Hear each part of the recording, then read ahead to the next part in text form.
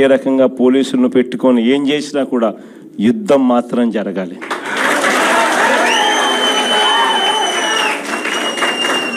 ఒకవేళ వీళ్ళను పోలీసులను దుర్వినియోగం చేసి ఆ చిన్న చిన్న స్థానాల్లో సైతం గెలిచడం కోసం గాన వాళ్ళు దుర్మార్గాలు చేస్తే మాత్రం ఈ కసి రేపొద్దున జరగబోయే ఎన్నికల్లో చంద్రబాబు నాయుడు గారి పునాదులు కూడా కదిలే విధంగా కసి పెరుగుతుందని మాత్రం గుర్తుపెట్టుకుంది.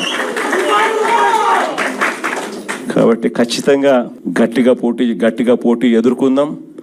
ఎన్ని ఇబ్బందులు పెట్టినా కూడా కళ్ళు మూసుకొని కళ్ళు తెరిచేసరికి ఇంకొక సంవత్సరంలో జగనన్న పాదయాత్ర స్టార్ట్ అవుతుంది. ఇంకొక సంవత్సరంలో ఎన్నికలు జరుగుతాయి అనేది మనవలను నడిపించే విధంగా మనం ఎదురును ట్యూన్ చేసుకుందాం. గట్టిగా యుద్ధం చేద్దాం.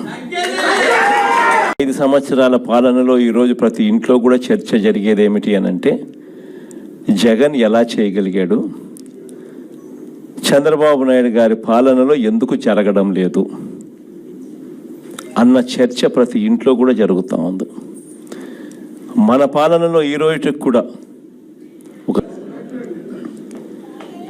వీళ్ళే లిక్కర్ షాపులు, వీళ్ళే బెల్ట్ షాపులు, వీళ్ళే లిక్కర్ షాపులు, డిస్ట్రిబ్యూషన్ మొత్తం వీళ్ళే. ప్రతి 5 బాటిళ్లలో 1 బాటలు కల్తీ బాటలు. 4 రౌండ్లు అయిపోయినాక ఏం తాగుతున్నాడో ఎవడికి తెలియదు.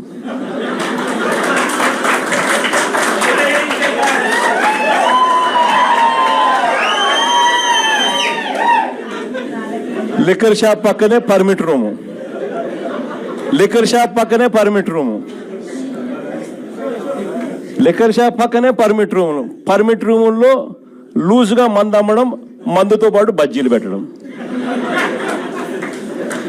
4వ రౌండ్ తర్వాత వాడు ఏం పోస్తున్నాడో వీళ్ళకు తెలియదు, పోసేవానికి తెలియదు. ప్రతి 5 బాటిల్లో 1 బాటిల్ కల్తీ బాటిల్, ఎంఆర్పి కన్నా ఎక్కువ రేటు. ఈరోజు రాష్ట్రంలో ఏం కనపడతా ఉందనంటే ఈరోజు మట్టి mafia, liquor mafia, sand mafia, అధిక ధరలకు పీపీఏలు, ప్రభుత్వ ఆస్తులను పప్పులకు బెల్లాలకు అమ్మడం, పోర్టులు అమ్మడం, మెడికల్ కాలేజీలు అమ్మడం, విలువైన ప్రభుత్వ భూములను ఇష్టం వచ్చినట్టుగా ఇలా కావలసిన వ్యక్తులకు శనక్కాయలకు బెల్లాలకు ₹1 ఇచ్చేయడం. అమరావతిలో చూస్తే స్క్వేర్ ఫీట్ కట్టడానికి అడుక్కు ₹20,000 పైన, స్క్వేర్ ఫీటు ₹20,000 పైన. అదే హైదరాబాద్లోనూ, బెంగళూరులోనూ, చెన్నైలోనూ 5 స్టార్ సదుపాయాలతో ఉన్న రెసిడెన్షియల్ కాంప్లెక్స్ అపార్ట్మెంట్ కట్టాలన్నా ₹4,500, మహా అయితే 5,000 కట్టడానికి అయ్యే ఖర్చు. ఈడ అమరావతిలో ఇసుక ఫ్రీ, రాయితీలు, ₹20,000 కాస్ట్.